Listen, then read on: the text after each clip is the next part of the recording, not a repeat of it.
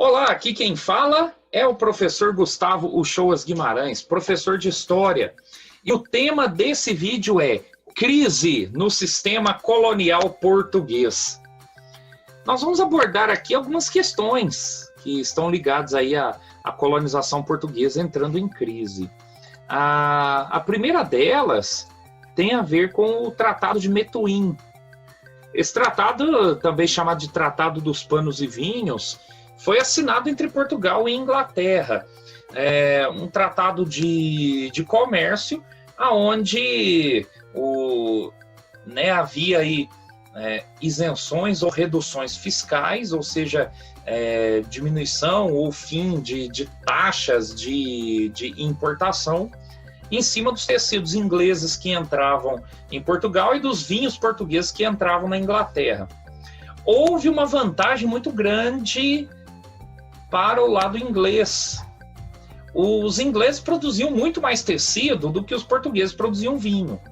E como parte do acordo havia, por exemplo, o pagamento de diferenças, né, na hora dessas trocas de produtos. Então, Portugal sempre pagava diferença, né, porque Portugal não dava conta de produzir o valor em vinho igual ao que a Inglaterra produzia em tecidos.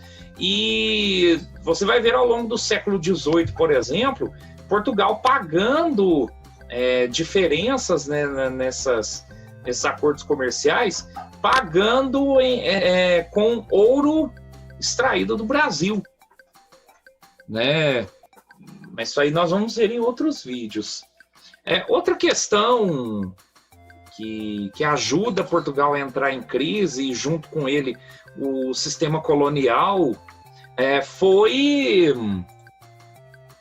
o governo do Marquês de Pombal, né? Você vê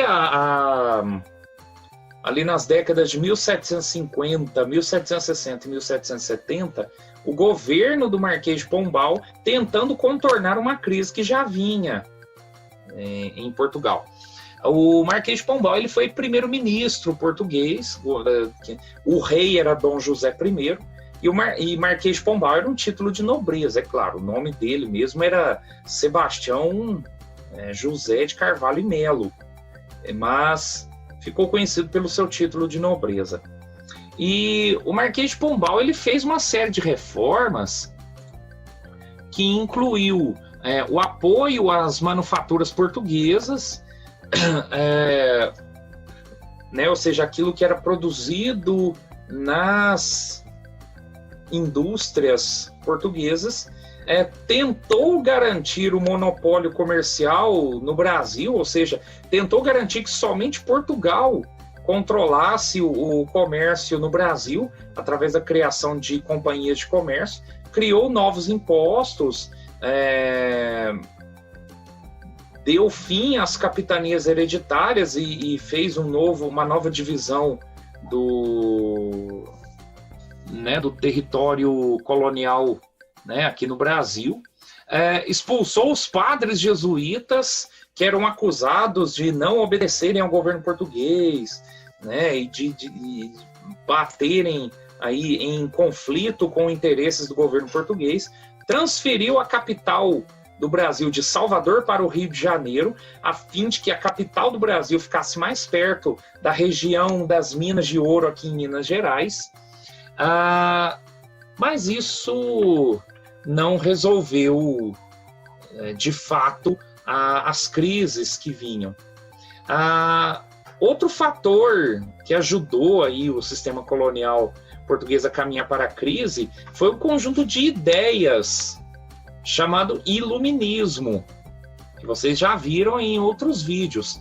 O iluminismo, esse conjunto de ideias que se desenvolve principalmente na França, não somente na França, mas principalmente lá, ao longo do século XVIII, defendia, por exemplo, ideias como liberdade, fim da colonização, democracia, poder do povo, tal. Essas ideias começaram a chegar aqui no Brasil, devagar, mas começaram a chegar.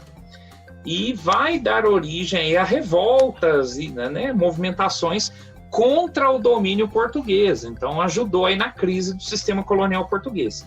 Mas nós vamos ver isso em outros vídeos, certo? Muito obrigado.